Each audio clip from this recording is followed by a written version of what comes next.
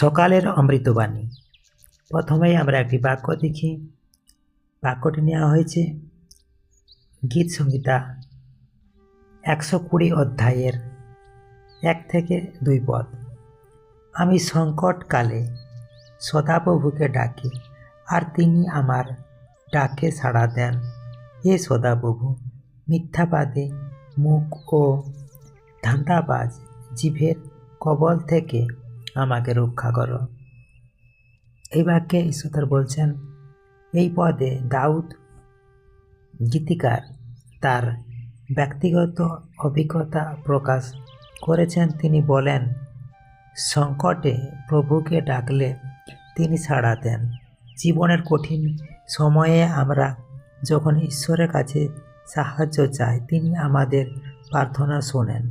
এটি আমাদের আশ্বাস দেয় যে আমরা একা নই। মিথ্যা ও প্রতারণা থেকে রক্ষা।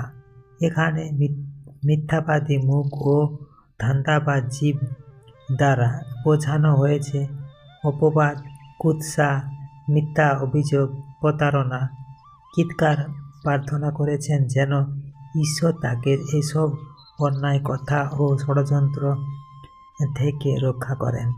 সহজ শিক্ষা: বিপদের সময়ে প্রথমে ঈশ্বরকে ডাকতে হবে। মানুষের মিথ্যা বা কুৎসা আমাদের ভেঙে দিতে পারে, কিন্তু ঈশ্বর আমাদের রক্ষা করতে সক্ষম। ঈশ্বরের প্রতি বিশ্বাসেই আমাদের শক্তি ও নিরাপত্তা। তো এই বাক্যের উপরে আমরা প্রার্থনা করি। হে সদাপ্রভু, সংকটের সময় আপনি আমার আশ্রয় ও সাহায্য। যখন আমি বিপদে পড়ি, তখন যেন প্রথমেই আপনাকে ডাকি।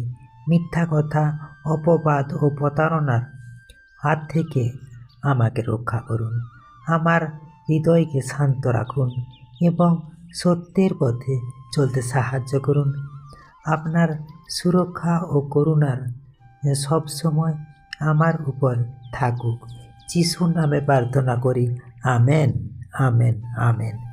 জয় যিশু। Praise the Lord.